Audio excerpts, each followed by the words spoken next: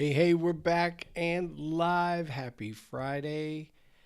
I want to touch on something today. It's in line, it's in keeping with the last couple of topics that I've touched on. And something happened recently.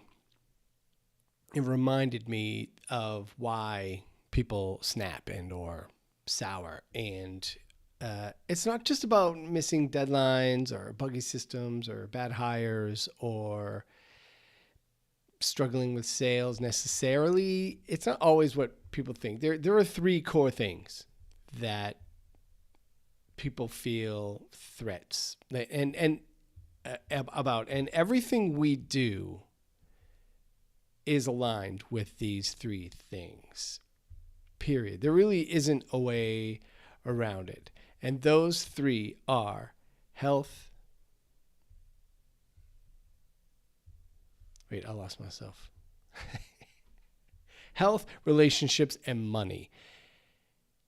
Every purchase we make, every decision we make, everything that goes well, everything we win on, everything that we lose on, and maybe things that don't go well, it's all tied to those three things. Life is those three things, or at least modern life as we live it today. Every emotional response maps back to one of those three. And, you know, like I said, we experience big swings, wins and losses, and sales and lack of sales. And we experience stress when our accounts are being drained. And we experience joy when they are doing the opposite and growing and getting fat.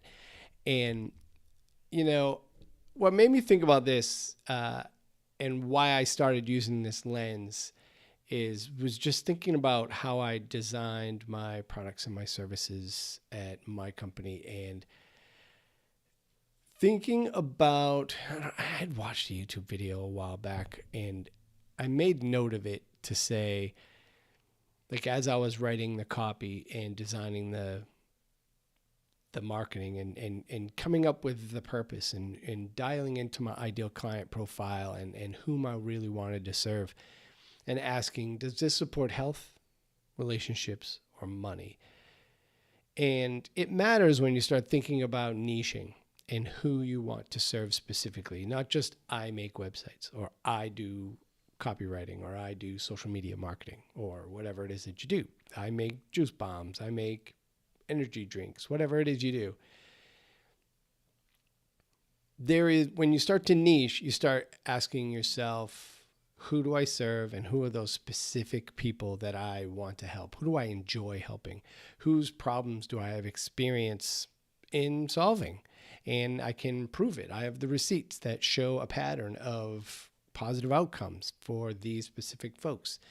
So if it is an industry that is in the money space and they help people with that challenge, then there's your bucket. The same thing goes with relationships. If it's dating or if it's self-help or any books about business, or if it's health related, certainly you have food and exercise and personal trainers and gyms and fitness and all this. And health goes way beyond that. You have mental health, you have all kinds of different aspects of that industry or that one of these three as well. And that clarity, thinking about as I went through it and deciding whom it is I really wanted to serve, that I was able to apply empathy toward their scenario and situation and really start to understand how this clarity can help make better decisions, not just in my marketing, but in explaining when I'm talking to people how it is that the media that I produce for can help them achieve their desired outcome. And actually what made me think about this was someone was really upset with someone that I care about. There was friction, and it wasn't just misaligned expectations or a misunderstanding. People don't lash out because pixels are out of place or a policy is upsetting, and people don't freak out at a store and go full Karen because of that specific scenario. There are other things happening behind the scenes. That was just the scenario that became enough's enough. And people lash out when they feel unsafe, and they lash out or get upset with a business when they feel like there's a misaligned expectation. And that may or may not be real. The idea here is that we're communicating it, and we're making people feel like what they expect is in close alignment with what it is we're delivering. And when those two things start to delta, that is a challenge. And it does threaten the health or the relationships or their money. One, maybe all three. And even in business, all purchases, especially if you're the owner of the business, are emotional purchases. So it's something that I try to think about, not necessarily when someone's upset, though that's an easy space to inject this conversation, but when someone's experiencing extreme joy, like, they just got a big W, then yeah, it's really great that you're feeling one of those buckets. I think that customer support, I recently had a really great customer support experience with Squarespace, and I just replied with an email of effusive praise. Like, thank you so much. This is amazing. Moved the needle, compressed time, did the whole thing. And it made me think about, because so many businesses struggle with customer service, especially like big companies like cable and your cell phone service, like massive companies really struggle with it. And I can't even imagine what it's like to try and scale that. But I will say that expectations haven't been set up so that there's an understanding. And I'm not saying I do a great job of this. If there's anything I can improve on, it's the communication of managing expectations over the long term.